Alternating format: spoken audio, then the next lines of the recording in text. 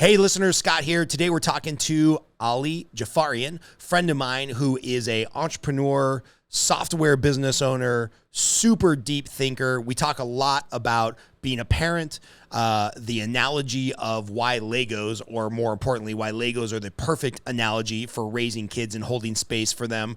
Talking about what's old is new again, stoicism, the ideas of religion in modern self-help, and just a lot of other good stuff. I think you're going to enjoy the podcast. Thanks for listening. Welcome to the On the Edge podcast with your host, Scott Groves. Hey, what's up, everybody? It's Scott Groves with the On the Edge podcast. I'm smoking here in the evening, which is pretty exciting. I don't bust these out for just everybody, Ali. I am smoking a Cuban cigar, an Hoyo. We just looked it up, Hoyo. Hoyo de Monterrey Habana. This is like some smuggled in Cuban stuff from years ago. It's apparently excellent. I'm going to light it up.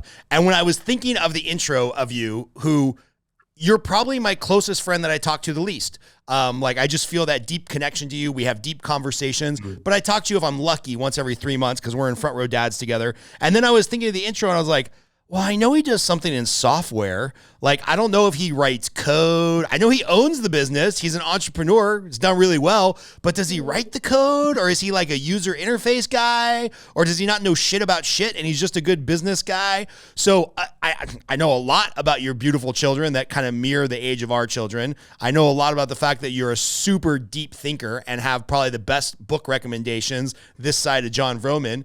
But I don't know shit about what you do day to day in the real world. So this might be an odd podcast for people where they're like, wait a minute, Scott and Ali know each other so deeply on this one intimate parental father, marriage, husband level, and they don't even know what they do for a living. So let's start there. Welcome to the show. What can you tell us about your biography that I clearly don't know about my good friend, Ali? I'm trying to block the intellectual response and bleed into the soulful, heartfelt response, but in a way that's just authentic to me. So first off, thanks for having me here, man. Lots of fun, dude. Lots of fun. Yeah, I always enjoy our conversations, and hitting record makes it even more magical. You know, the things that you just said, like there's truth in all of that. Like, yes, I know how to code and program, and yes, I've owned businesses, and yes, I'm in software. And today, dude, I just don't identify with as much of like, here's my professional bio, here's all the things I've accomplished. Like, I've had a lot of success in the software world, and I still maintain that part of my life mostly for the freedom it creates. So I literally just updated something. It was either a blog post or something on LinkedIn where I just got really clear on explaining like why I think entrepreneurship is important to me as it relates to software and years of doing that. So it all comes back to lifestyle design. It's just like, does this give me enough freedom? That's my top core value. So when I identify as a software engineer or one who owns those companies or runs them or has in the past, it's right now it's for that. Like, there's still a bit of the creator in me that enjoys doing that, just to bring things to life, which is cool. But I will also say that I'm very passionate about not creating technology that just keeps people glued to their fucking devices. Like, that's where I get excited and being like, use these things for what you need and then get off them. Don't let them use you. Right, man. So that's the software world. And then, me, where we always jam and connect. You're right. We just go right past that surface level stuff. Right. Is that I appreciate those words. I have a deep curiosity around humans and how we think and how we feel. And lately, a lot of my energy's been invested in like our emotional intelligence and our awareness. And so I'm in the early stages of like coaching and guiding and creating little retreats, which is exciting. But I got to ask the question, right? Because I always think of like, who in my audience is rolling their eyes right now, right? And they see you're about my age, right? 35, 45, somewhere in there?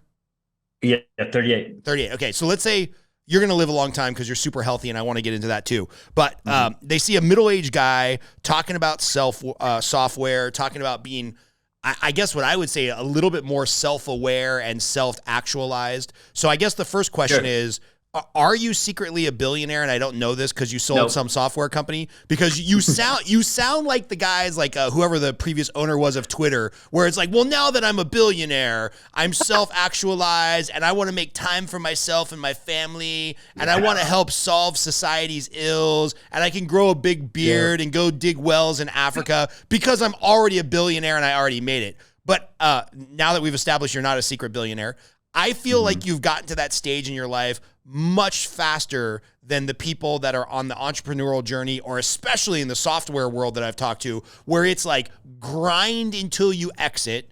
You know, who cares who you leave in your wake, friends, family, marriages, kids. Don't worry, it's for the almighty dollar. I'm going to build this thing that I sell for 7, 8, 9, 10 figures, and then I'll go do the work on myself and the good societal stuff. Why are you there at this, I'm just going to say, more of an evolved man? Why are you there sooner than other people that pick your career path? Because somewhere that path diverged, right? Where it wasn't all about zeros and ones and making the most amount of money. It was about like, hey man, I like nature. I want to be a good father. I want to like get curious about the world instead of just try to add an extra zero to my bank account. 100%, man. Yeah. Thank you. So you're so spot on that that's the pattern, especially in software, Silicon Valley. Like, I have lots of friends that just played that game, and that's literally their story. And if I had to nail down like why my experience was different, a lot of it goes to the roots, and it just, I've always been aware of like people and patterns quickly. And this is why the whole world, like you said, of self-actualization, personal growth, transformation, whatever you want to call it, just doing your work, getting your answers, ultimately finding your truth. Once I got into that world, which is a few years ago, I was like, oh, like I want to figure out everything I can about this, absorb as much as possible. And I just had this journey where I was just got caught onto this. I also felt the symptoms of burnout much earlier than I think people do.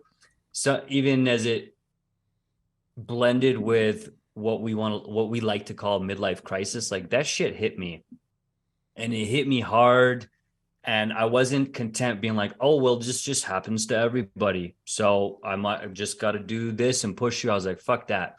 Like, some things need to change here, which was part of my learning journey. And front row dads was a huge, huge piece of that. Right. So it's a long answer of saying that the second that I started to feel the symptoms and also watch other people in my world hit it faster, I was like, wait a second, I don't need to learn that mistake the same way they did. So yeah, you're spot on. In many ways, I kind of hit that faster than the typical story.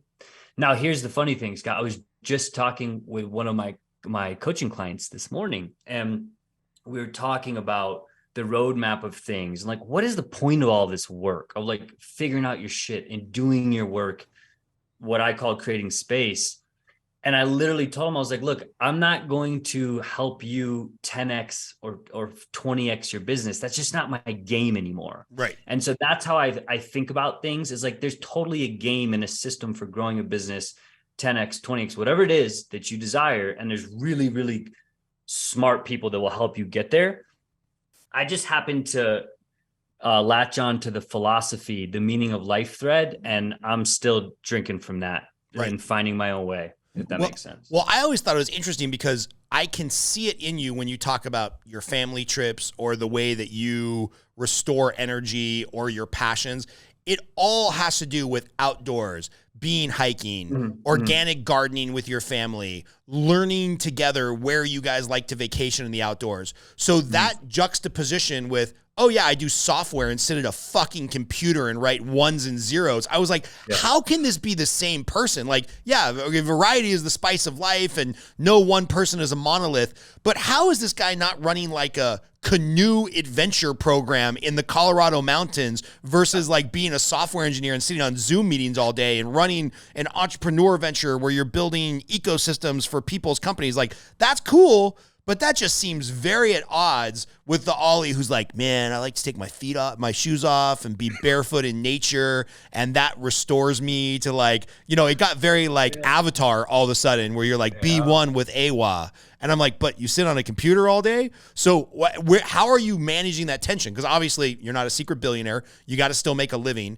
How are you managing that tension of like, oh, there's a certain number of meetings I have to take and there's a certain number of whatever it's called, software packages you got to look at. But if you don't get out into the jungle and the forest and the mountains, I know you'll go crazy. Yes, indeed. Yeah, dude. So right now it's all about balance. It's all about making sure that what I would consider self-care is prioritized, because a big part of the learning was in recent years and being like, just as you said, like, holy shit, like I am always on this computer. This is the work that I do. And nature, I'd definitely say probably about the last 3 years has become this amazing counterbalance, this antidote even for being like, you need this. And there's this healthy combination in how you hold space for both of these things, to the point where I kid you not, like my physical health relies on making sure I balance that and get off the screens and get back in tune with nature, grounding daily. Like some people are really big, for example, on their self-care with like, let's say medications or hitting the gym. And I have deep discipline around fitness, but right now the top of my self-care is nature and making sure I'm getting sunlight, I'm hitting the earth, sharing that with my children, making it fun.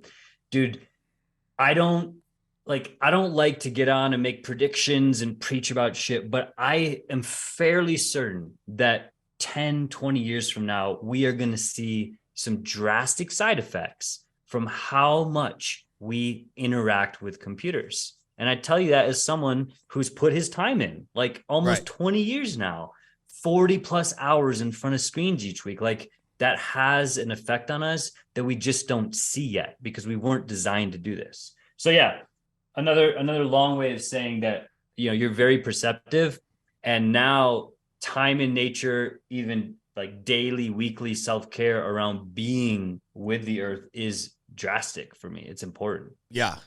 That's amazing because one of the things I'm trying desperately not to temper in my now 7-year-old Gabe is I think I sent this video to all the Front Row Dads. Like we were actually in a Front Row Dads event, and I had taken off the training wheels on my kid's bike. This is about a year and a half ago.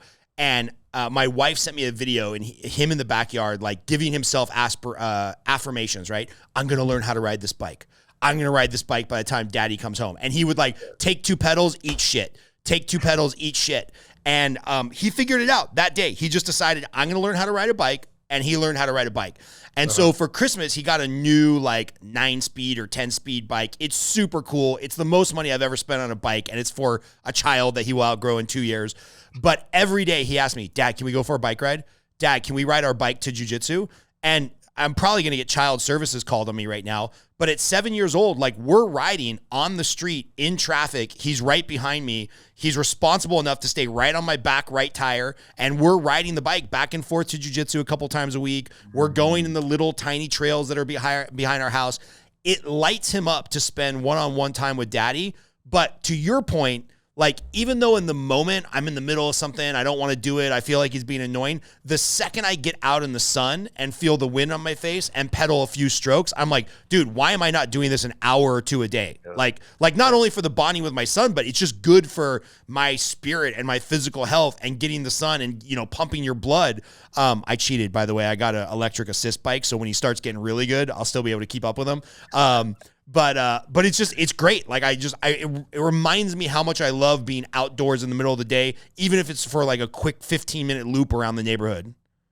Dude, it is the natural. Everybody does. I'll go as far as to say that everyone gets re-energized by the sun, by fresh air, by trees. There's Japanese nature baths. We just forgot about it, dude. We just get so distracted and consumed with everything else, which I get it. Competing priorities, things to take care of.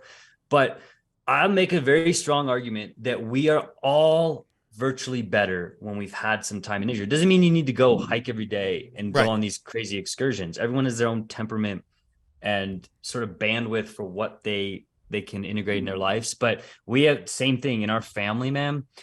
When we feel tensions rise, we've got different tools. And one of the go-to tools is like, have we been outside today? Have we actually been with the sun or sat in the grass? Like literally the place that we came from. That's why I get so passionate about this, because this isn't new stuff. Like, and there's way deeper experts on like the natural world that I am. I just have passion in reminding us that we've forgotten about it. And if you use it and integrate it into your life, it's very likely you're just going to have more peace and happiness and balance, you know? I love that, man. I want to pull on this thread a little bit more of like, this isn't new stuff.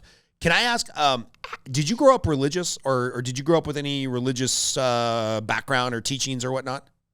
I was exposed to a little bit of Muslim religion and then a fair amount of Christian religion. Where does your family come from? Are they originally of the Muslim faith?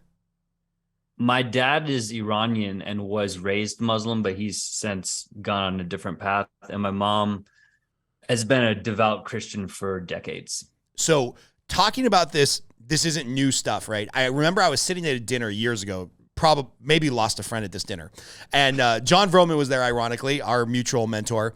And he was very neutral. He kind of liked what both of us were arguing about. And I was like, hey, I can't remember who I was arguing with. The other guy's name was probably John. It was also a John. I'm like, John, I love everything you're teaching. I love the fundamentals of conscious business, the book. I love it. But let's not pretend this is anything new. Like this is generally Judo-Christian philosophy, right? So like, sure. Oh my God, like life is so much better if you meditate. I'm like, oh, you mean like prayer?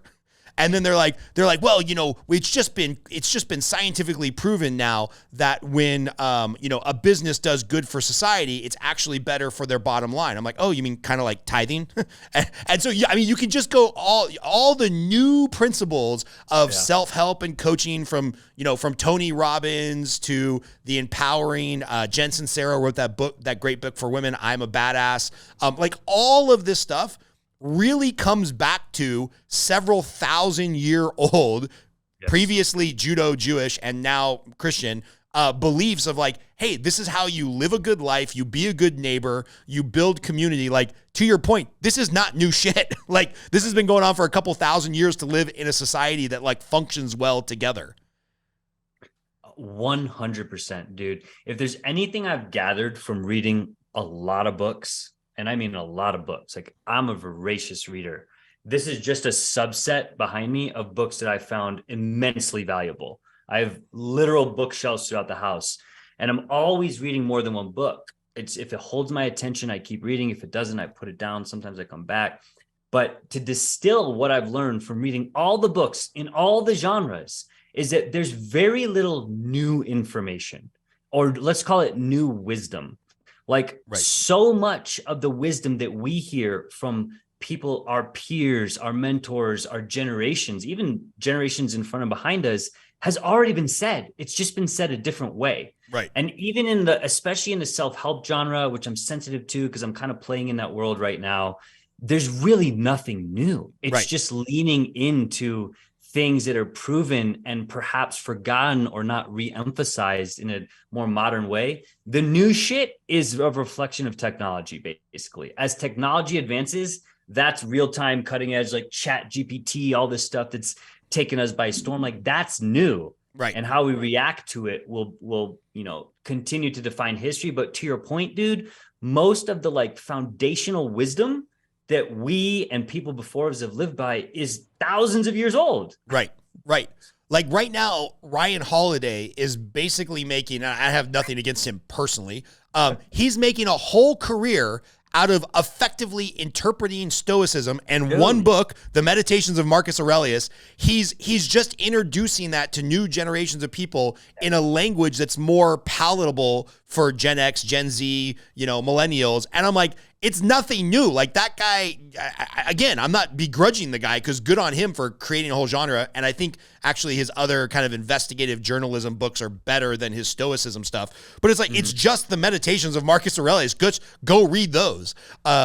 Because, those are a couple thousand years old, but it turns out, or no, 1,000 years old. Turns out, wait, how old are those? Can you look up when Marcus Aurelius lived? It was right at the turn of the millennia, right? Is that right? I'm going to get this wrong. I want to fact check this now, Chris. I should know because I'm literally rereading the Daily Stoic this year. And I agree with you. Ryan Holiday, I think, is a very talented author. Agreed. Exactly what we talk about. He just distills ancient wisdom into language that teenagers can understand. Exactly. Which is a gift. It's an art, Yeah. Yeah. Do we find that, Chris? I'm sorry. What's the last name? Marcus Aurelius. Oh, yeah. 180. 180 BC 180. Or AD? Born in 121 CE. CE. Oh.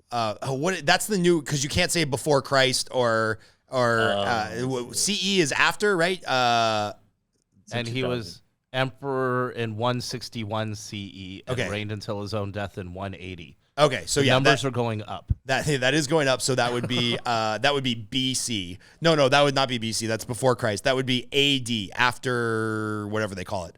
We're gonna figure this out, but basically 1900 years ago. Okay, somewhere around there. The guy was pretty fucking smart, and good on Ryan Holiday for now creating a whole career around interpreting his work for teenagers. Which I agree with you. That is a gift. That is an amazing skill. Everybody should read his book, though, about the Hulk Hogan thing, the conspiracy book. It's amazing, by the way. So shout out to Ryan Holiday, who maybe one day we'll have on the show. But yeah, I don't know. I loved pulling at that thread that you just said that, like, this isn't new stuff, right? Like getting back out to nature, loving your neighbor, et cetera, not coveting your neighbor. These are not new ideas. No. So we have not had a lot of conversation because it always goes to being a better husband, being a better father, being a better human. We haven't talked about your coaching. So let's dig in there. Like, all right, cool. You're not the Grant Cardone 10X guy, build your business. Who is your avatar or your ideal client that you want to work with, and what's the problem you're trying to solve as a coach now? Well, it maps back to a lot of what we've been discussing. So my avatar is definitely the entrepreneur, the person who's really comfortable in building, growing small businesses, creating, different revenue streams and realizing enough freedom to be like, I can do what I want. That's kind of the world that I live in, without the addition of like scaling big businesses, because I don't live in that world, right? And what I found as I kind of lean into this world, Scott, is that one, it's very easy, as you probably know, given your coaching background, that you can really make the greatest impact with people that you've kind of walked that walk, or they really identify with the same type of walk that they want to have. That's the way I look at it. Journey, walk, path, whatever label feels best for you. But dude, it all comes down to the word space, which I chose intentionally. Like, there's so much meaning behind that. I've got this whole acronym system, but more importantly, it's just the simple phrase of like, where are you creating space? Like, where do you need space? Where have you found space? Like, there's all these things we can do with this word. And it's important to me because if there's anything I've learned in my experience and that I share with people at the highest level, it's that generally we can all use a little bit more space. Sometimes it means removing things. Sometimes it means adding things. It's a real-time evaluation of the space in your life, which relates to people, connections, experiences, etc.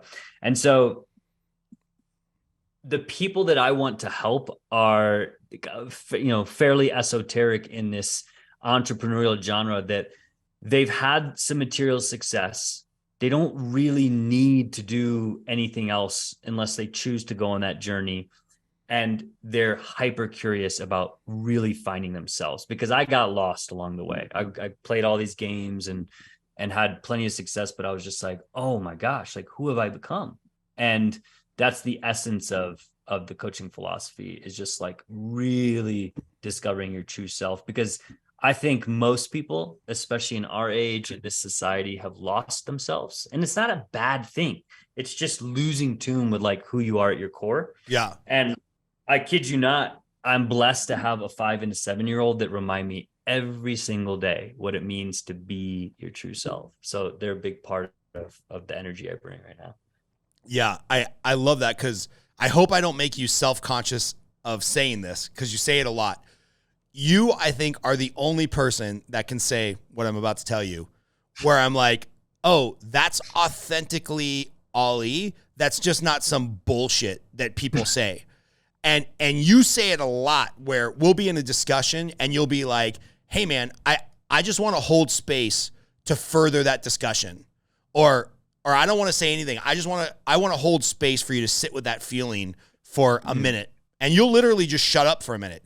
And if anybody else was to say that to me, I'd be like, hey, fuck off with your little coaching trick. Let's continue the conversation. But when you say it, it's so authentic, because I know that you're taking a moment to think deeply. You're allowing the other person to reflect on their own thoughts. And it's kind of like when you see Elon Musk have an interview with Joe Rogan, it feels awkward because he's not just waiting his turn to think, or he's not waiting his turn to talk.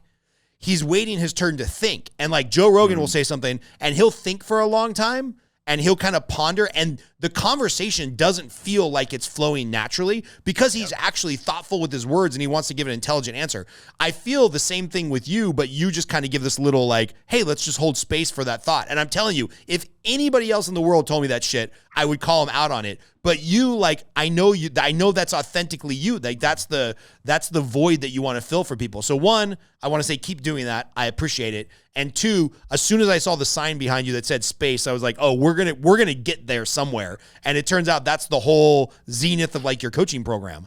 Absolutely. Yeah, dude. Thank you. I appreciate that gift. And it's always just to reflect back, it's always nice to be in your presence, because not only do you bring your authentic self, and I feel like I've given you some feedback here when we've been in more intimate conversations where I'm like, dude, you are a beautiful soul with all these amazing talents, just your ability to make people smile and your courage. Like this whole podcast, On the Edge, like I love that you're going into conversations that a lot of people have fear around or want to be judgy and have status comparisons.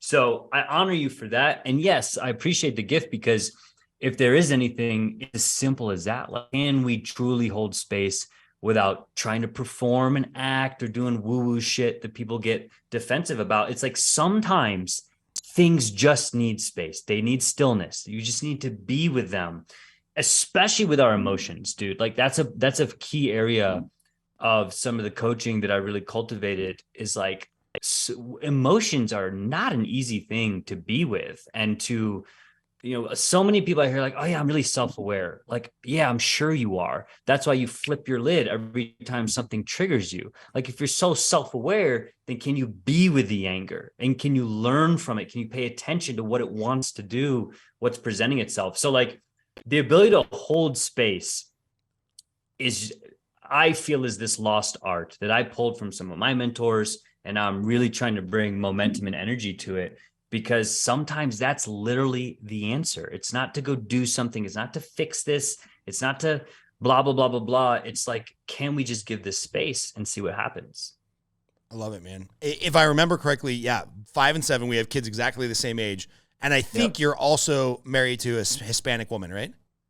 Not quite. Oh, not quite. I thought you were. More Greek than Hispanic. Oh, Greek. Close. So big family, deep family ties. How has, same in the Hispanic culture. That's why I thought she was Hispanic. How has being married and now having 2 little kids been like a mirror for you to work through the stuff you were just saying, like not flip your lid, to hold space for yourself? Because I know we've talked about this. You're a much different person now, as most people are, than you were in your 20s. And probably a person you're much prouder to be, which is how life is supposed to work. So how are you finding ways in, any examples you want to share from your marriage or being with kids, or just the dynamics of working from home and everybody being on top of each other? How are you finding space to continue to improve Ali? That's a big question. So it would start with a really good understanding of my lineage. That's been in focus lately, and just being like, where do these patterns come from? I'm a big advocate for patterns. Like if you do something, especially that you don't really understand, that has kind of become this subconscious pattern, I would encourage you to look up your lineage, see what your parents did and what their parents did, and don't stop until you see a break in the cycle. We talk about this in Front Row Dads, right? Are we going to break or repeat the cycle? And so that's been a huge tool in really finding internal awareness of being like, oh shit, that's something my dad did. And why did he do that? Oh, because his dad did this. Oh, and his dad grew up without a dad. Like it almost becomes formulaic, dude. If you really go up into your lineage and look at the different patterns, which is a reflection of DNA, epigenetics, like this is science. And then there's a bit of, psychology, behaviors, etc.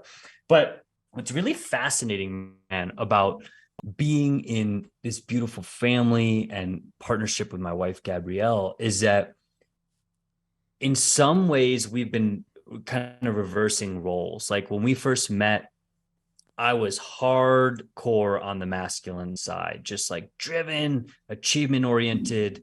And I still have a piece of that with me, but she was the opposite, a lot more soft and mellow and definitely exercising more of the feminine energy. Whereas we've sort of done this 180 recently, where as I've leaned into Front Row Dads and other learnings, I'm like, oh shit, there's this whole beautiful feminine side of me that I didn't even realize existed. Like I've been telling people the last year, man, with all the healing and the introspection and whatever you want to call it, just doing, really getting clear on who I am, who you are.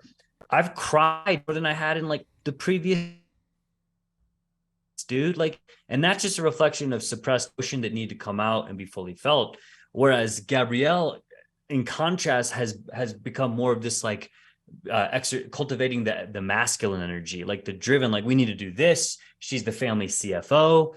Like, and so we're playing with this a lot more. And I'm really paying attention to the balance of masculine and feminine energy.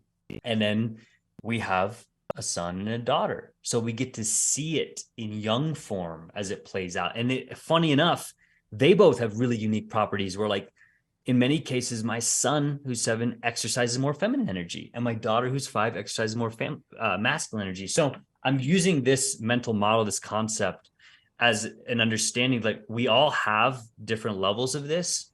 And it's really interesting to see them blend and used in different wavelengths instead of being like, oh, he's a boy, he's got to be strong, right? Because that's how I was raised. Oh, he's a girl, she's got to wear a dress, right? If we start to challenge these norms and let us just be ourselves, be with our emotions, like I said earlier, dude, beautiful things start to happen and you start to really see people. So tying that all together, having a family of 4 with a daughter and a son, just like your family, and a wife that is very, pretty conscious in picking up on some of the things, not doing what I'm doing, but at least like being willing to participate. Dude, every day is interesting. Like it doesn't mean like we change, everything is always in flux and we're this crazy high velocity family, but we're living a pretty conscious family lifestyle, and that feels nice. I love that, man.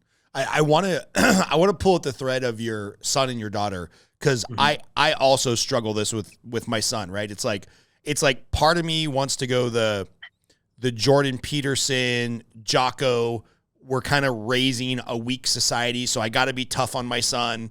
And he's, I don't care what he ends up doing in life, but he's got to have like a passion for it and be hard charging and be a dude. And we got to go to jujitsu. And, the discipline with him looks a little different than with my daughter. There's that.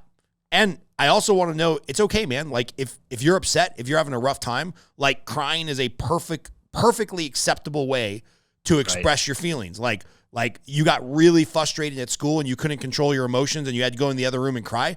That's okay, man. That's a way to deal too. Sometimes if a dude kicks you in the balls, you're probably going to throw a punch. You're going to do the more masculine thing. And sometimes if you're just overwhelmed, going in the other room and having a good cry, that's okay too. And I really struggle with that balance. And I think I'm probably doing a better job than some fathers, and I'm probably doing a worse job than some fathers. But it's constantly on my mind of like, here are these two children's that, you know, analogy that would be relevant to your world. It's just this pristine little perfect hard drive. And what kind of shit am I downloading onto this hard drive that's going to corrupt it in a year, in a decade, in 20 years? And it's always on the front of my mind, probably more so than anything else in my life. Yeah, dude. Yeah, the hard drive computer knowledge is very real for me because, and actually one of my mentors who I had on my podcast said it really eloquently when I was asking him, like, how do you navigate like when you need to have heart versus mind led actions? And he basically brought out his laptop. He's like, I really look at my mind as this computer that's just constantly acquiring information and it's very calculated. There can be some ego blended in with that. But then the heart is more a reflection of that child, that inner child that was just born with these gifts that just wants to be in the world and discover and be curious. And this is the question I would ask or leave you with is like, do you truly think you need to teach? And if so, why?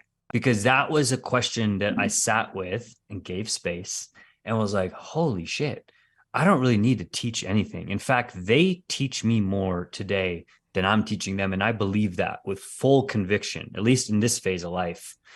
And it's one thing to be like, hey, if you have a question, I'll give you my answer, or I'll see you, I'll support you. But this whole act of like teaching our kids how to do something that's based on like belief systems, I have to pause a lot of times when I catch myself in that, because I'm like, now it's just me. I'm just projecting to them how I think they should do something. But I will definitely honor what you're saying, that there's a balance. It's challenging to be like, well, how do I give them some of me, the guidance, without doing it for them? Yeah. And so I think one of the things that comes to mind is just challenging in a healthy way. Like I often tell my kids, it's like, you have the power to choose. You have the power to decide, especially when my daughters ask me like, do you think I'm good at this? And I just pause. I'm like, do you think you're good at it? And better yet, are you enjoying it? Because the second that I start to say, oh yeah, you're great at it, boom, judgment. She stores it in the computer. Dad said I was good, so next time I got to be good again, right? So it's this whole, dude, it's a mind fuck. If you go down this route of feeling that you need to teach, it will mess with you. At least it messed with me. So I try to relieve myself of that. So here's an actual practical example that every parent can probably understand is Legos. Right. And so we get a new set of Legos, and if Dad had his way, we would build the Lego to perfection. We would glue every piece into place. We would display them on a case because they're an awesome, like to me, a well done Lego is like a piece of art. Right. And so I kind of feel like when I'm sitting there with Gabriel, there's three options.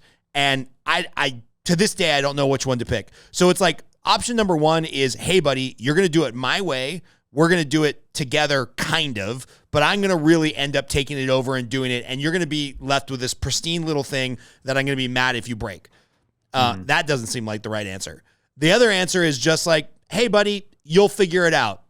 I'll sit here if you want. Maybe I'll answer a question, but you do it. You make the mistakes. You rip it apart 3 times. We'll probably end up with some bastardized version of what it was supposed to be. And what do I care? Because you're going to destroy it in 3 minutes anyway. And I'm going to be angry if we put all this time into building a 900-piece Death Star and then you destroy it, right? So it's like there's total hands-on, there's total hands-off. Somewhere in the middle is this collaborative effort that we're working on, but we haven't quite perfected yet. Because if I'm involved with him, he wants it to be perfect, right? Because he knows Dad has the potential and the capability to make it perfect. So then he wants to make it perfect because I'm sitting there with him, but then he gets frustrated, and then it's just like, because of course nobody actually ever buys Lego sets for the correct age bracket because they just look cool. And so there's this real push and pull of like, do I let him do it? Do I take over and do it? Do we try to do it together and make it this collaborative effort that seems kind of like the worst of both worlds? Because then it ends up not being perfect and he's not happy and I'm not happy. And it's like, Legos are simultaneously one of our great joys as a family. Alina also loves Legos. and it can also be one of our greatest frustrations as a family. And that's just a microcosm of everything else we're talking about. It's such a good example, though, because not only do Legos have a place in our home, so it's been a part of, especially Everest and I bonding as he's grown up. Like we went through the stages of me doing it and him watching, to doing it collaboratively, to now to the point where he does it autonomously. And I resonate a lot with what you shared. Like I was challenged at first and be like, no, this is the way to do it. But then I paused and I was like, well, why do I think that? It's like, because there's these instructions. And in a way, the instructions are beautiful because there's a nice guide to follow and you have this nice end result. Like you said, it's like, cool, look at this awesome castle we built. Like I can appreciate that. I can hold space for that path. But dude, where it gets really cool is when we've put that aside, because we have a shitload of Legos by now. Yeah, sure everywhere. And dude, and it's just like, what do we want to create today? Right. Yeah. And so he gets a pile, I get a pile, we start building. And this is where the imagination comes from, where he's like, Dad, look at this ship. And I'm like, that's an awesome ship, even if it doesn't look like a ship to me. Right. And then I start building a tree house. And he's like, oh, cool, well, let's put this on. Because now we're free of the instruction, the prescription of being like, it has to be done this way. And there's also no expectation that it has to be done that way. Right. It just, we're free form building. It takes a different discipline because sometimes I'm just not in the mood for that. I'm like, I want more structure, but that's what comes to mind. There's been some really interesting times where we can just be with each other and build. And dude, this is the most beautiful part. When we're really in that flow, we're not even talking. It's just body language. It's just smiling. It's like, ooh. And then finally we get to a place where we're like, what'd you do? Like, oh, well, I did the tree house. He's like, oh, well, I did the ship. So Legos have a very special place in my heart, just for all the different metaphorical representation, like building and creation. But I think that is where we found a lot of like common ground and just being creators together. It's like, all right, get rid of the instructions. Let's just see what we can come up with in free form. So do you worry? Because this would be my worry, right? Like I'm always thinking like, where am I rolling my eyes, or where might the listeners be rolling their eyes? Do you worry that one day he's going to get to 9th or 10th grade geometry or calculus where there is actually a prescriptive method to solve the problem correctly? And he's like, whatever, there's no rules. I can build a Lego however I want. It's like, no, eventually for the building to stay standing, there is a correct engineering methodology. There is a real geometry. There is a prescriptive engineering method to make sure this building doesn't collapse on itself. Do you ever worry that like, oh, maybe I'm creating this great free spirit who has a ton of creativity, and later in life when it is important, he's not going to be able to follow the instructions or follow the rules? That's a great question, dude. Yeah. I could definitely consider that there's certainly a time for engineering calculations. In fact, that's a part of my background. I loved math. I was always excelled in math. And so there's this balance of like form and function and the engineering mind versus the creative mind, the mechanical versus the art. So absolutely. I think that there's always room for healthy fear is the emotion I tie to that, to be like, okay, cool. There's a way to free form. And then there's a way where this is important to be done in a sound manner. So absolutely. Right. Yeah. Interesting. What, since we're talking about kids, and mine actually just walked in, and we got 70-mile-an-hour winds on the West Coast tonight. So you're probably gonna hear my garage door collapse at some point. As the kids just walked in, what is like your biggest hope for your kids? Oh man, Scott, I don't spend a lot of time with those thoughts. Yeah, and it's not because I'm blocking you or dodging. Yeah, no, I appreciate it. It's a beautiful question, but I've spent a lot of time trying to, in a way, get out of that. Let's just say that attachment. Because when you said that, that's what I felt like, oh, that's a heavy attachment. Mm-hmm. Because the second that I have a hope, now it's got to be fulfilled. And if it's not, then I have this, I'm let down. Or if it is, then my ego flares up.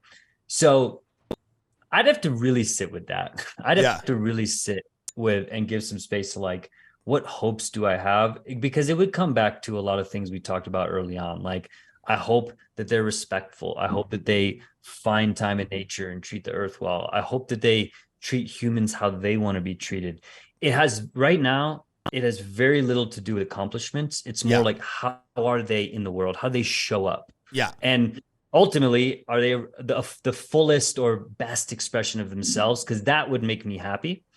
It would make me sad to see them turn into something that just wanted to please me for some achievement orient, Yeah.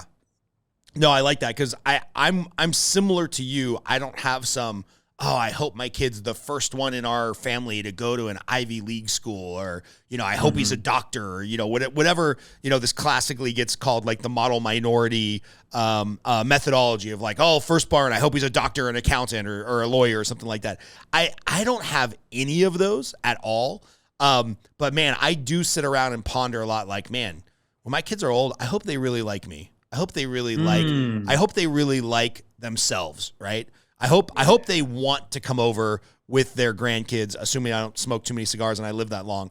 I have hopes for like the person they become, but less and less I have attachment around like what they do or what they accomplish or whatnot. Like, other than maybe health, because that's been something that has run horrible in our family for several generations. Like, I do have a lot of hope and desire, and I'm pretty pushy around the health stuff. My wife and I really have this, I wouldn't even say it's an argument. We have this discussion a lot where it's like, should a 5-year-old really know that we shouldn't be eating too much sugar? Is that going to lead to some type of eating disorder? I'm like, no, I don't think so. I think we're handling it the right way. But yeah, there's a lot of hopes for like who they become as a person versus like what they accomplish as, Gabrielle or Alina, if that makes any sense.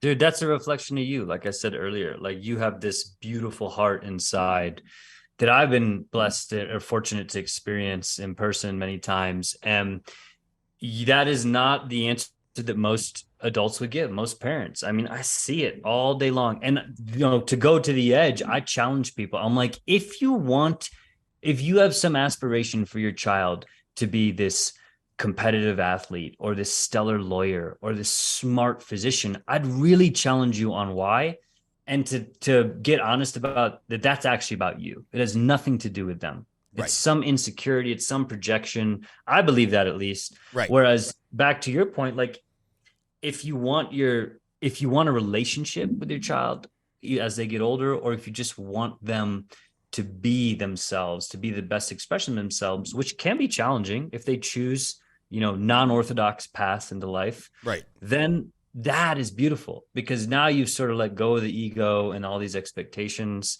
Dude, it's an important topic, because I see that in sports, and I have a hyper competitive athlete underneath. I was just going to go to the sports analogy where you can always see the father who's like, I want my kid to be healthy and involved in team sports versus I wasn't the quarterback. I want my kid to be the quarterback. It's brutal. Dude, it is so obvious when, at least from my experience being in young youth sports environments, I'm just like, whoa, this dude running up and down the court, screaming at these 6-year-olds is clearly hasn't processed some shit that he needs to deal with. Because, and it's hilarious, dude, because like when Everest had his first year of basketball, like there'd be some kids that'd be like picking their nose or like trying to get to the other court. Like they're just not even anywhere in the game. Right. They're only there because their parents' ego brought them there. Right. You know what I'm saying? Yeah. Do you ever want to pull those parents aside and be like, hey, bro, you're 5'7", your kid's not going to be LeBron? Like, sorry, just the genetic. But then I have to eat my own medicine and be like, yo, who are you to tell this dude? Totally. Yeah, I definitely. There's times where I want to play that justice maker and be like, calm the fuck down. Right. Let your child be, but that's not my place. Yeah, nobody's going pro at 7 years old. Like that's just not the path. But I definitely have it in my soul. There's definitely a piece of me or a propensity to be the crazy parent who could be yelling at the softball coach. Like I could be that crazy dad so easy. And even when I'm at jiu-jitsu and Gabriel's doing jiu-jitsu and he's really had like a breakout the last 90 days where like the first 2 years I was just like, oh, Jesus, dude, this is a waste of money. He's never going to be comfortable in his own body. And the coach would just tell me, you know, because I Instagram messaged him. He's like, hey, bro, your kid's 6. Like, you're seeing him in the same class with like 12 and 13-year-olds who are becoming men who have been doing this stuff for 5 years. And I'm like, yeah. And just in the last 90 days, he's been doing so much better where now he's looking to the sideline to me for like some hand motions about how he could get better. And it's becoming really fun. But I think had I been the crazy parent the last year and a half, 2 years, I would have completely ruined it for him. And now he's the one coming to me being like, hey, Dad, can I sign up for a tournament? Hey, Dad, how much better do I have to be before I can get the cool gear that the old kids have, you know? And I'm like, oh, this is fun because I prevented myself very strategically from being an asshole for the last 2 years. Absolutely, dude. That's it. My filter on that is there's trust. Not only does he feel seen by you, which is a huge thing with kids, like, do you see me? But he's got trust with you. Whereas like the second that trust is broken, especially in like these activities and even in the household, dude, like you're dealing with a whole different child. Totally agree. By the way, I appreciate you saying that I have a big heart. Can I tell you about a funny story today that just shows the dichotomy of who Scott Groves is and why I'm probably going to be schizophrenic in my later years? This is the same person having these thoughts in like the same 3 or 4 minutes. So I was in a rush. I was rushing across town. I stopped at El Pollo Loco for a chicken burrito, right? And it's like, cool, I'm going to cheat on the health fix that I've been on for the last 50 days since the new year. I'm going to have a burrito with a tortilla, whatever, it's fine. So as I pull up to the checkout register in the drive-thru, there's a lovely young lady who works probably a $15 an hour job rolling burritos or whatever. And, you know, I know from being a loan officer and from being observant, I know how much stuff costs, right? So and I told my wife all of this, by the way. I'm looking at her and she's clearly in like designer jeans, right? That have some brand name on them and made her butt look really good. So I know they weren't exactly off the rack at Walmart. She's got, you know, the newest, biggest XL iPhone 14 or 17 or whatever number we're on sticking out of her back pocket. She's got a full sleeve tattoo that looks brand new and probably costs several $1,000s. Her hair is layered and dyed and whatnot. And I'm like, here's somebody that right now in this one moment in time has thousands of dollars invested in her persona and her appearance and what's on her. And I'm pretty sure if her and I got into a political discussion, or if I got into political discussion with friends of mine who have a certain opinion about people that work minimum wage, it would be like, woe is her, capitalism doesn't pay her enough money, society is screwing these low-cost workers, blah, blah, blah, blah. And I was being really judgy of this woman as a representation of how I feel about politics and being kind of a nasty person in my mind.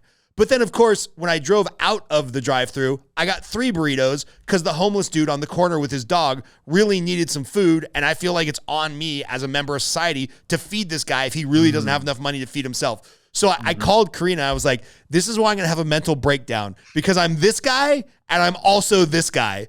And so when I go schizophrenic in like my 50s or 60s, just put me out to pasture, have me walk into the desert and like dehydrate to death because like my mind's just not going to come back. It's like constantly splintering in these 2 ways. So first of all, I appreciate you acknowledging the big heart component of Scott and also know there's the really judgy kind of evil part of Scott. Dude, that's part of you. I mean, ever since I met you, I've appreciated that you say your truth. At least when I've been in your presence, I feel like you say your truth, and that's a beautiful thing. We're all human. We're not perfect, and some people will like reserve some of their egoic thoughts, which that's just what I heard there. Like there's some thoughts from your heart, some thoughts from your mind, and other people will say them because it just takes courage to say them and not to have all this, I'm sorry, I didn't mean that, but be like, yo, this is just my truth right now. This is who I am. I can be kind. I can be a dick. I can be fun. I can be sad. Like, I think this full range of emotions and awareness, if we really play with that and exercise it, again, it goes back, like, then we start to become our fullest expression instead of trying to be nice because the world wants us to be nice or trying to be an asshole because of whatever experiences. So I would give yourself a little bit of grace and just realize exactly what you shared. Like that was a perfect dichotomy, example, blend of how you can hold space for both. Yeah, hold space for both. There we go. See, anybody else telling me that, I would call BS, but it feels authentic. So let me ask you this: when you're on this path of improvement, and you're also still trying to be authentically Ali, what, if anything, are you trying to change or manipulate or eliminate? Are there certain things where you're like, hey, that's not a great part of me that's serving me, I do want to change that? And then other things you're like, hey man, that's who I am, and people either got to live with it or they don't. Like what are you working on to either lean more into or be like, that's not a part of me I want to express anymore? That's a great question. So the first thing that comes to mind is feedback I got from one of my best friends, is that he's like, yo, dude, a lot of times I know what you're saying to me and I get it. Like, I understand like the thought, the feeling, the lesson, but he's like, sometimes it's how you say it. So I've been really paying attention to the style of my communication, because sometimes I'll get really amped up if I'm like, oh shit, I got this new idea, or babe, I spotted your pattern. Let's talk about it. Like, for real, I'm not coaching. I see it. But then I have to pause and be like, would I want someone coming at me like attacking me with this external insight that I can't see? So dude, it's very much right now I'm focusing on like the way that I communicate, the means that I communicate, because it's not, I can process a lot of thoughts and a lot of feelings at pretty high rates and find my truth in them. Like I said, even identify patterns pretty quickly, but it's often like the way that I could say something or share it with someone, the manner makes all the difference. So that's one thing I've definitely been paying attention to. The other thing, dude, is totally goes back to like the Stoic philosophies, a timeless, just the hedonic treadmill, like really evaluating how much pleasure do I really want versus need, and trying to be in relation with less when it's not always easy. Sometimes it's easy. We live a pretty simple but peaceful and exciting lifestyle. Like, we travel a lot. If there's anywhere that we spend our financial resources, it's travel, it's good food, it's experiences. We're not a huge house, big car family. In fact, we have one car and we make it work. But when we travel big. You know what I'm saying? Like, we go out, we get the experiences, we eat, we drink. So I'm really trying to do an audit in that sense as well. And like, how much am I doing this whole, like, trying to live lean because of perhaps some egoic, like, oh, I'm the lean guy, versus like, yo, I just want this and I'm just going to enjoy this and be with it instead of like depriving myself, if that makes sense. Yeah, because I want you to explain for people that don't know what it is, the hedonic treadmill in a minute, but it can go both directions, right? It can be keeping up with the Joneses. I want a Mercedes Benz. I want the 4,000 square foot house with the pool house with the Rolex. It can go that way. But I've also seen people not authentic to what they really want be like, I'm living a minimalist lifestyle. I'm going to have 2 t-shirts and live out of a van because, this is the overcorrection to pick whatever, environmentalist, materialistic stuff. Like, it can go the other direction where you go a little too woo-woo just for the sake of going woo-woo because you feel like that's what the tribe is commanding, right? 100%, dude. It is a spectrum.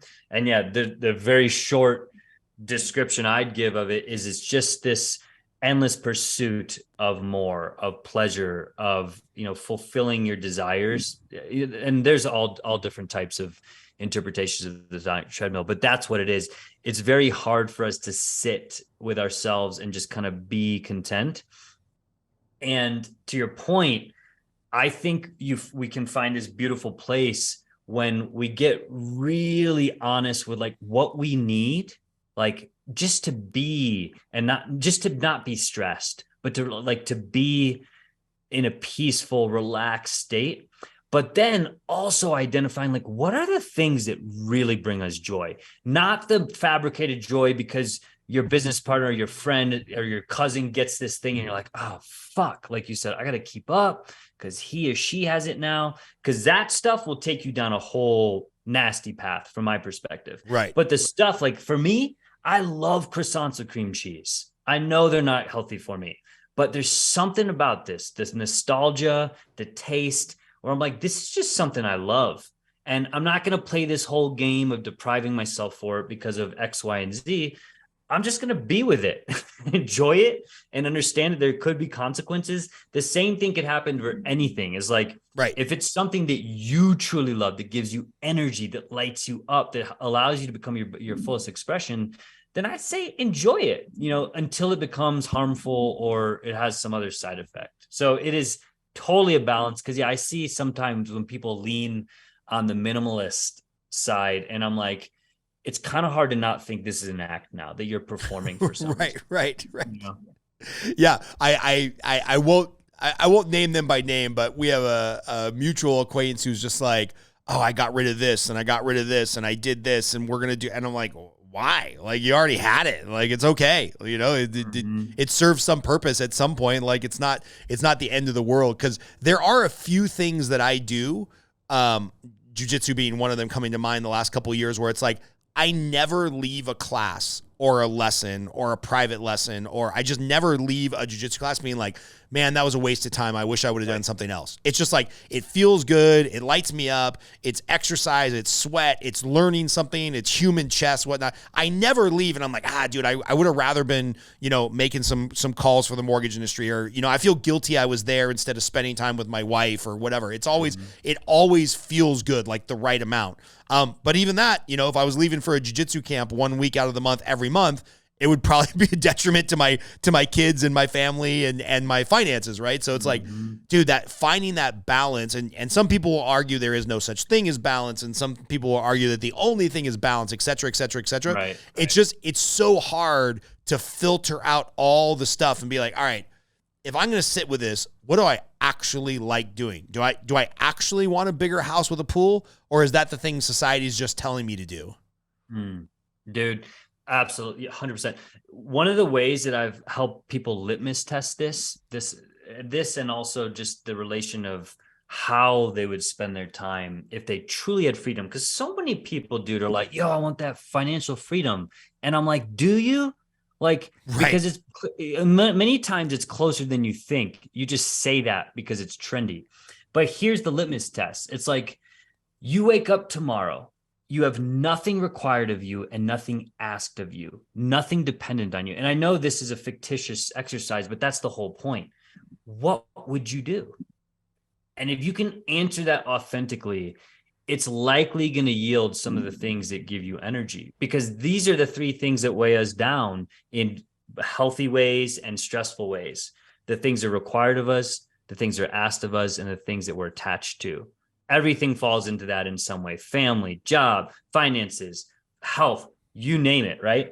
But if you could be completely free of those things and just truly design your lifestyle just for a day, this exercise in itself will probably inform, like, yo, I want to wake up and play basketball. And then I want to make an omelet. And then I want to go sit in my garden. Then I might want to do some coding. Like, these start to inform, like, oh shit, if you actually got that freedom, here's what you'd be doing with it anyways. You know? Yeah, that's really interesting. One thing that I think was a blessing about COVID, blessing and a curse for people that had to travel for work and, they couldn't provide for themselves. I get why that would suck. But one thing that got really clear for me is, when am I doing the things that I'm okay being in a hotel room and away from my family? And there's certain things where I'm like, hey, being away from my family and dealing with being in a hotel room and generally not eating as healthy as I would like to because you're eating on the road, these 2 or 3 things I love doing so much, and it lights me up, or it informs my professional career, or it informs my jiu-jitsu journey or whatever. I could do this way more frequently and not feel guilty about the amount of travel. And then there was other things that I was doing, a mastermind group I was part of, some work responsibilities that I took on where I'm like, one, this clearly does not light me up anymore. And traveling, when it was a pain in the ass to travel with COVID because you had to wear a mask and you had to do this and you never knew if you were going to show up at a restaurant where they required a vaccination card or whatever. Like, the headache of traveling, it made it crystal clear in my mind what I'm willing to travel for and be away from my family, and what's like either a no, that can be somebody else, or how can we do this by Zoom? And I'm trying to find a way without a worldwide pandemic to bring that same clarity into other stuff that I do during my day. And I haven't quite figured out the trick yet on how to figure that out. So, if you got any tips on that, you just let me know. Well, no, dude, that's powerful. I mean, I love your awareness there and sort of that tool that you've cultivated. A lot of what I sensed from that was energy. It's like, where is your energy? Like, because it's really, I think it's pretty easy to, if nothing else, and an energy audit is a great exercise. Sometimes to do daily, do it weekly, monthly, whatever cadence makes sense. But literally just bringing awareness to like, what are the things I'm doing? What's giving me energy? What's draining my energy? It's something I do with my teams on a quarterly basis. We do energy audits as part of our retrospective. And even something I'm starting to incorporate into my family as we ask questions and really learn about our way of being together and having experiences like, did this give us energy or did it take energy? Now, it's hard to live in presence of constantly optimizing for energy. And I don't even think that's healthy. I think their life naturally goes like this. Right. There is no perpetual motion machine. It doesn't exist. That's it. You actually have to come down to be able to go back up again. And so for you, the COVID insight was huge because you had this nice way to test and experiment. So I think that's all it is. I think you're on the exact path. And if you just pay attention to where your energy is going when you're at home, when you're in the office, when you're traveling, it's a way one of my buddies said, your body is going to let you know. Like if you really tune into your nervous system and where your energy is, it's literally going to tell you. You're going to feel the stress rise and it's going to be like, why are we doing this? Or you're going to feel the soul emerge and be like, this is fucking awesome. Yeah. Yeah, I love that. Do you mind if we shift gears for a minute just to business? Because I know you've built some companies, you've divorced from some companies, you've built some partnerships, you've exited some partnerships.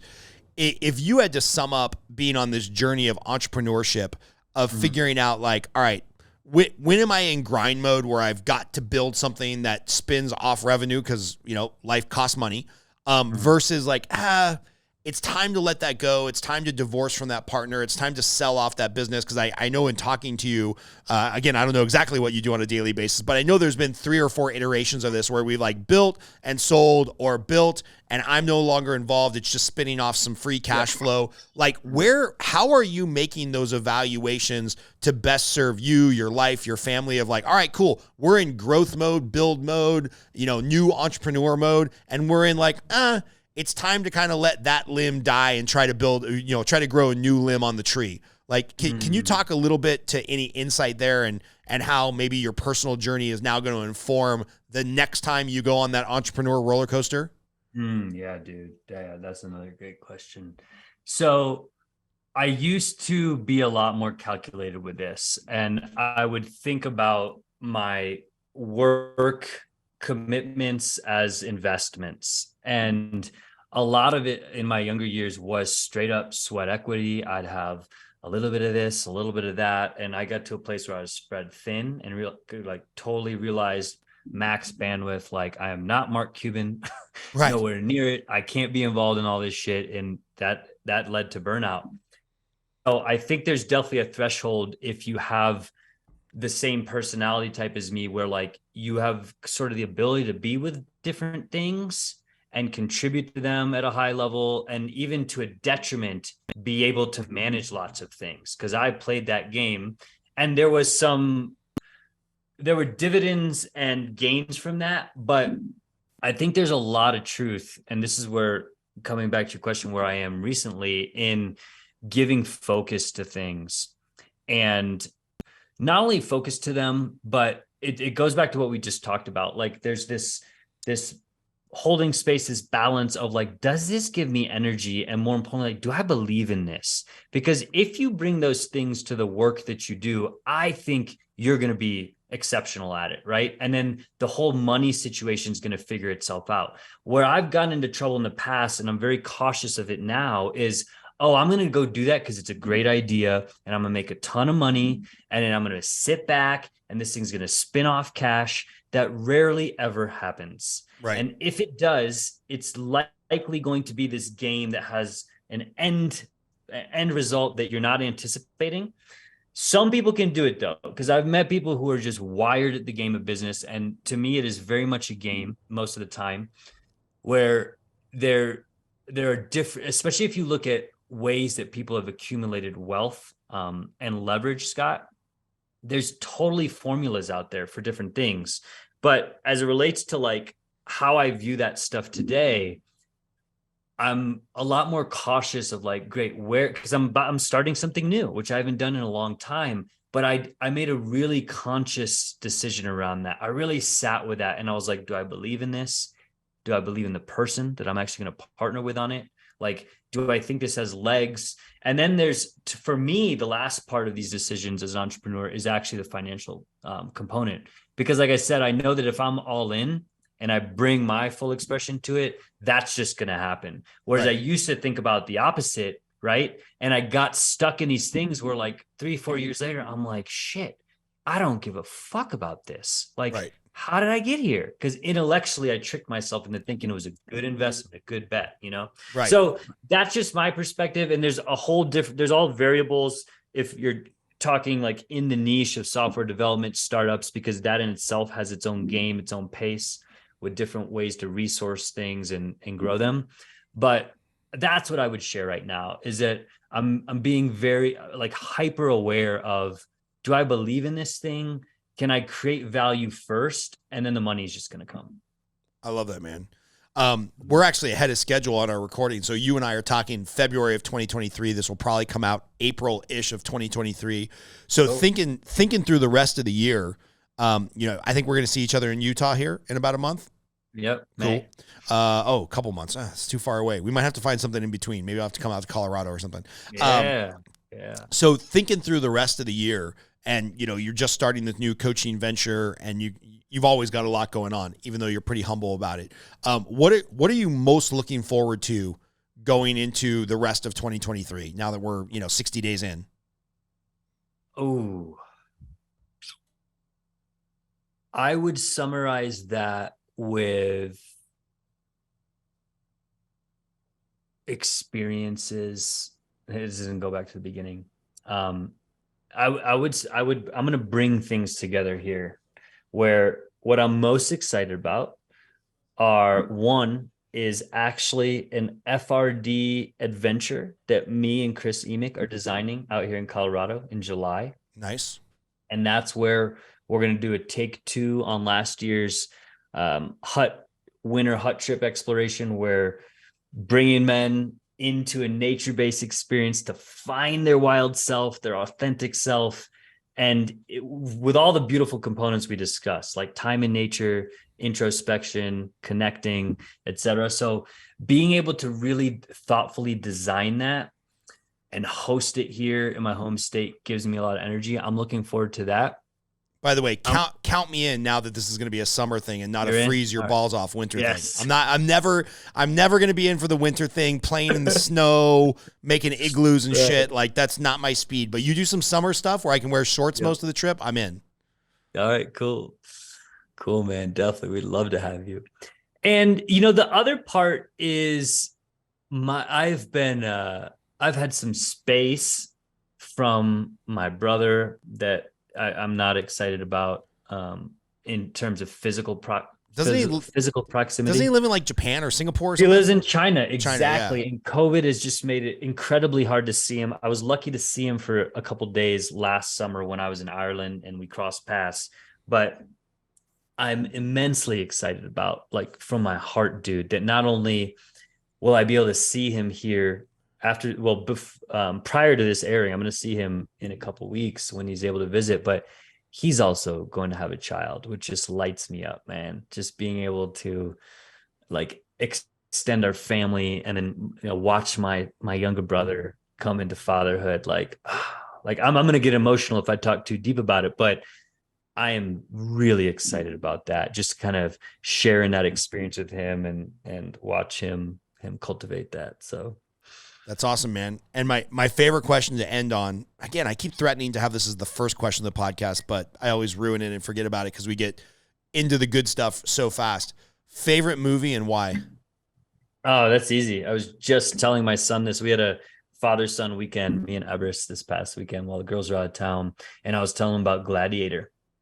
And dude, I remember seeing this in the theaters. I think I was like 15 with my buddy. And at that time, dude, I was like, we were probably stoned out of our minds, but still was like, that movie was fucking awesome. And then like when it came out on DVD, I bought a copy and would like watch it every weekend.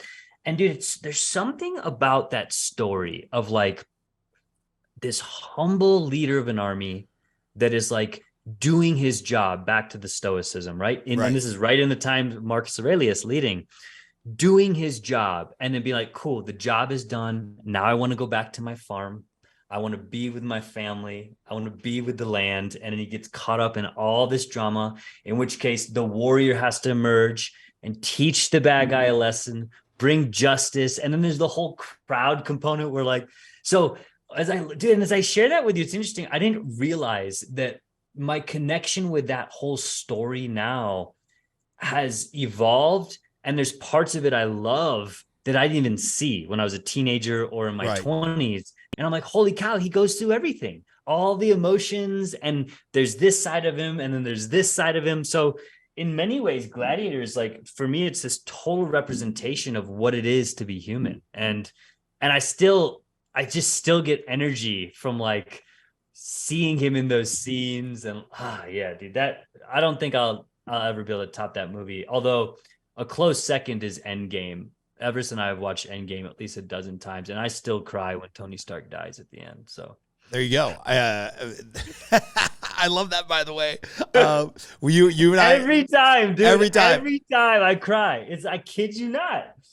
I just can't take it. That's a phenomenal movie for so many reasons. I mean, it just tied together a whole ecosystem of films that we enjoyed, and we could talk about this till we're blue in the face. I think Marvel has kind of fallen off the rails. They've basically supplanted every strong male character. They've made them just a complete wuss and replaced them with a stronger female character. And I'm like, can we have one like tough dude left? The women are strong right now for sure. Yeah. And that's fine. I want cool characters for my daughter to look up to, but do we have to do that at the sacrifice of every man basically becoming a bitch?